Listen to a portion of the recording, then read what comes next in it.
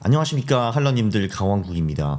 제가 최근에 홍익희 교수님과 인터뷰를 했습니다. 최근에 모든 돈의 미래 비트코인이라는 책을 쓰셨는데요. 저는 사실 인터뷰하고 한 영상을 올리려고 했는데 너무 중요한 얘기를 많이 해주셔가지고 제가 이거를 3개 파트로 나눴습니다. 이 첫 번째 영상은요, 달러 제국의 몰락, 다음 세계화폐는 진짜 비트코인이 될 수 있다라는 주장을 펼치셨는데요. 그 내용을 같이 한번 살펴보시죠.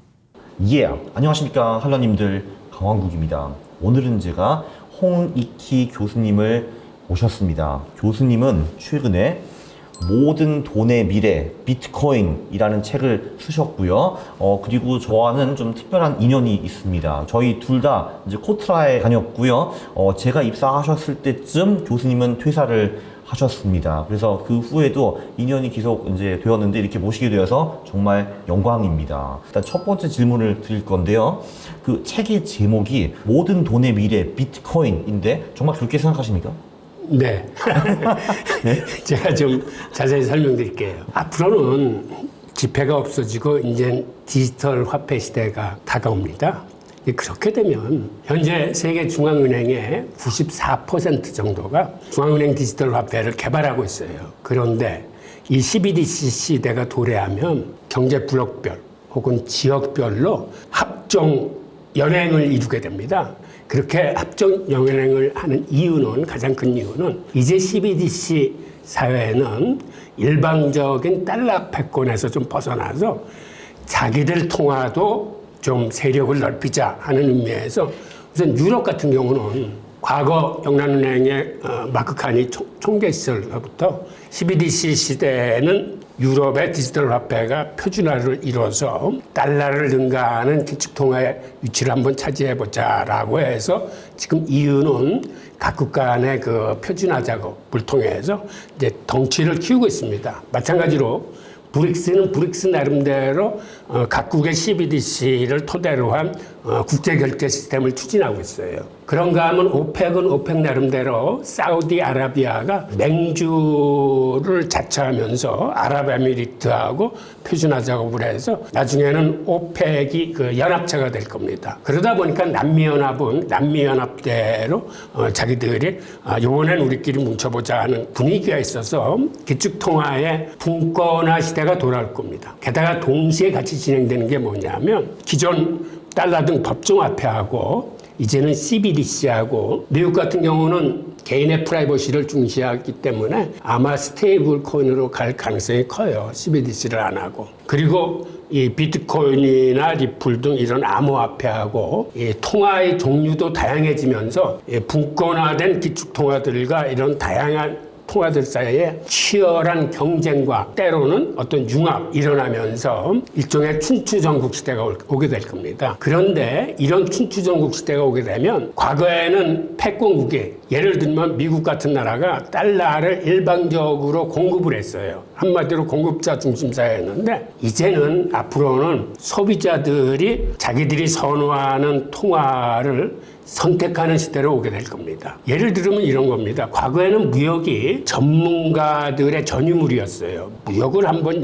하려면은 신용장도 개설해야 되고 은행에서 무역금융도 일으켜야 되고 수입하는 나라, 수출하는 나라의 상품 현황이나 이런 것도 자세히 알아야 되는데 요새는 무역 어떻게 하십니까? 여러분들은 클릭 한 번으로 여러분들이 원하는 물건을 원하는 나라에서 그대로 해외 직구를 하실 수 있어요. 마찬가지로 아직까지 외환거래는 전문가의 영역이지만 이것도 곧 소비자들이 클릭 한 번으로 자기가 원하는 통화의 거래나 결제를 이제 손쉽게 할 수 있는 날이 옵니다. 그렇게 되면 여러분들은 어떤 화폐를 고르시겠습니까? 인플레이션이 매년 몇 %씩 일어나는 달러 같은 법정화폐를 취하시겠습니까? 아니면 인플레이션이 전혀 일어나지 않고 오히려 상대적으로 가치가 상승하는 화폐를 고르시겠습니까? 그래서 제 대답은 이런 과정을 거쳐서 훗날 비트코인이 세계화폐로서 선택될 거라고 믿습니다. 그 화폐 춘추 전국 시대가 와가지고 달러뿐만이 아니라 유로화도 나오고 뭐 중동화폐로 나오고 남미화폐로 나오고 거기다 스테이블 코인 CBDC에다가 비트코인도 있는데 그 중에서 가장 강한 화폐가 비트코인이기 때문에 결국은 비트코인이 이긴다라는 말씀이시네요. 맞습니다. 이 맥락에서 역사를 보면은 옛날 뭐 그리스 시대도 그랬고 로마도 그랬고 몽고 시대, 스페인 시대 뭐 전부 다 제국이 사실 화폐를 컨트롤 못하고 너무 많이 찍어내서 인플레이션이 와서 사회 혼란이 이루어지고 망했다 이런 거를 볼 수 있고요. 여기 책에 아주 잘 설명을 해주셨습니다. 미국도 지금 그 사례를 따라가고 있다고 보시는 거죠? 우리가 안전자산이라고 믿는 달러가 지난 50여 년 사이에 어느 정도 가치가 훼손됐을까요? 여러분들이 잘 알다시피 1971년만 하더라도 금 1온스를 살려면 35달러면 살 수 있었습니다. 그런데 지금 금 1온스를 살려면 2,700불을 주셔야 돼요. 즉 한마디로 그 사이에 달러의 가치는 98.7%가 상실을 했습니다. 그런데 문제는 앞으로는 이 훼손 속도가 훨씬 더 빨라질 겁니다. 왜 그러냐 하면 글로벌 금융 위기 이후에 지난 한 15년 사이에 달러의 발행량이 어느 정도 많아진 줄 아십니까? 자그마치 10배 이상 늘어났어요. 그러면 16년 만에 10배가 늘어난 거네요? 예. 글로벌 금융위기 이전만 하더라도 달러의 발행액은 한 8천억 달러 내외였습니다. 그런데 팬데믹이 들이닥치면서 그게 8조, 9조 달러까지 치솟았어요. 그러니까 10여 년 사이에 10배 정도 올랐는데 게다가 여기에 더해서 달러 표시 자산, 즉 미국 국채의 발행 속도는 더 빨라요. 지금은 이미 35조 달러를 넘겼는데 이자 지급액만 매년 이제는 1조 달러 이상씩 들어갑니다. 이게 미국 예산의 5분의 1이자 세수의 4분의 1이에요. 국민들이 내는 세금의 4분의 1은 이자 지급으로 나가는데 그러다 보니까 앞으로는 어떤 현상이 생기냐 하면 일종의 스노볼 현상이라고 해서 눈덩이 불리듯이 앞으로는 이자 지급액이 계속 늘어나면서 설사 팽창 정책을 쓰지 않더라도 이제는 감당할 수 없을 정도로 미국 부채가 빨리 늘어난다라고 전문가들이 보고 있어요. 달러 발행액도 많아지고 달러 표시 자산인 국채 발행액도 이렇게 늘어나기 때문에 달러의 가치는 더 빨리 훼손될 수뿐이 없는 거죠. 이런 상태가 계속된다면 이거를 사실은 자정 능력으로 개선해야 되는데 그러한 기미는 보이지 않습니다. 지금과 같은 상황이 지속된다면은 중산층들이 점점 붕괴되면서 자본주의 자체가 도전받게 될 겁니다. 그리고 자본주의의 종주국이 미국의 앞날도 보장할 수 없는 거죠. 그러니까요. 이게 우리가 늘 복리 효과 얘기를 많이 하는데 이건 어떻게 보면 역복리 효과라고 볼 수가 있겠네요. 사실 그리고 제가 좀 놀랐던 게 저도 그것도 이제 이 책에서 이제 배운 건데 그 사람이 사는데 가장 중요한 것이 의식, 주와 에너지 아니겠습니까? 근데 미국이 코어 인플레이션이라는 지표를 쓰고 있는데 놀랍게도 거기서 그러니까 옷값만 남고요. 먹는 거, 식이 빠지고 집값, 주가 빠지고 에너지 값이 빠졌더라고요. 그래서 그 코어 인플레이션을 2%로 유지한다라는 것이 미국의 연준의 정책인데 솔직히 방글라데시에서 하도 싸게 옷을 찍어낼 수 있지 않습니까? 그래서 어차피 옷 인플레이션은 되게 낮은데 그러면은 그 코어 인플레이션만 2% 이하면 계속 돈을 찍어낼 수 있다. 이런 게 그 연준의 정책이더라고요. 그래서 사실 이건 이제 말도 안 된다고 생각하는데 이 의식주, 에너지를 다 포함한 그 실제 인플레이션은 미국에서 몇 % 정도라고 보십니까? 정확히 계산하기는 힘듭니다. 네. 그런데 미국의 주택가격 올라간 걸 보면 1992년서부터 지난해까지 평균 4.63%씩 올라갔어요. 매년. 그렇다면 사실은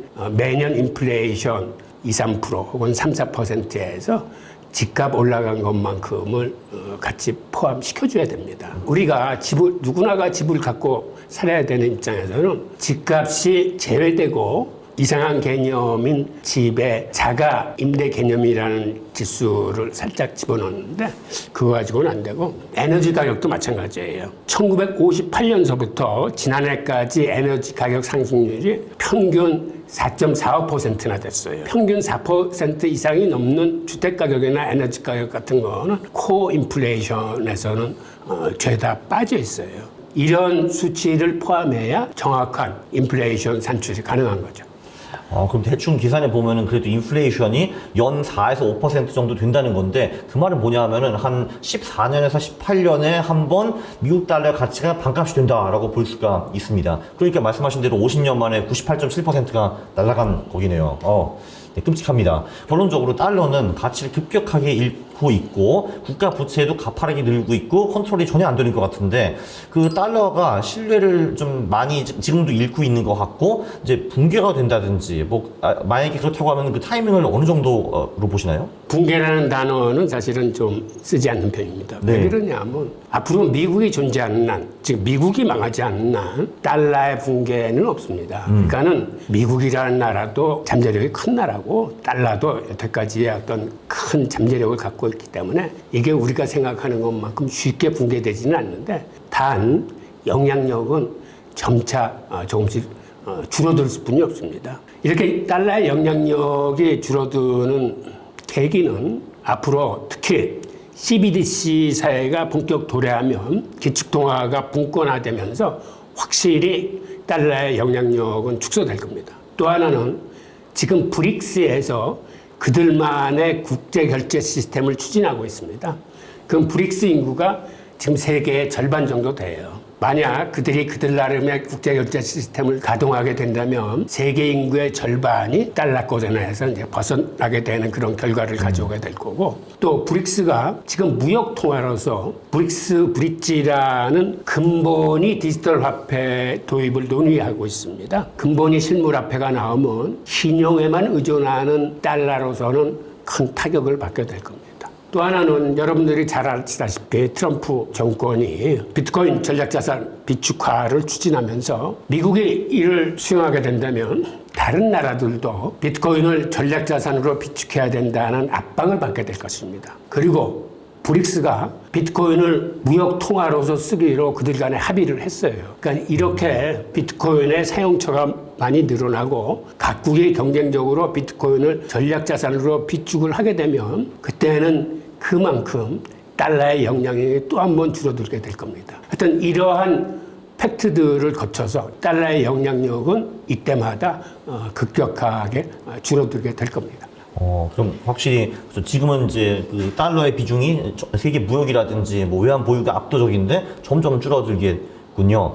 그럼 사실 그 이제 미래 화폐로서 사실 말씀하신 CBDC도 있고 지역 통화도 있고 스테이블 코인도 있고 비트코인도 있고 금도 있을 것 같은데 그 중에서 인플레이션이 없는 자산은 사실 금과 비트코인밖에 없다고 저는 보는데 그 중에서는 어떤 게 우위를 잡을 것 같습니까? 금과 비트코인 중에서.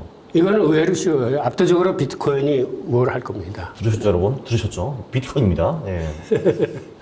그 이유는 일단 비트코인이 유사시에 소지하고 다니기가 편해요. 예를 들어서 유사시에 금덩이를 여러분들이 들고 피난 가시겠습니까? 또 하나는 송금에 있어서도 비트코인이 탁월하게 우월합니다. 전자지급에서 전자지갑으로 보낼 수 있기 때문에 그거는 이제 순식간에 이동이 가능한데 여러분이 집에 금괴덩어리를 갖고 있다 그러면 그거는 어떻게 송금하시겠습니까? 또 하나는 비트코인은 몰수 불가통합니다. 여러분들이 은행에 예금해 놓은 예금이나 예를 들어서 선물 시장에 갖고 있는 금 선물 같은 거는 저거는 거래소에서 출금을 정지시키면은 여러분들이 그거를 찾아내긴 힘들지만 비트코인은 그런 의미에서 내 개인 지갑에 갖고 있는 한 어디든지 갖고 다닐 수 있으면서 정부나 은행이 이거를 몰수하지 못합니다. 그러다 보니까 규제를 받지 않는 비트코인과 많은 규제를 받는 금 사이에는 큰 차이가 있습니다.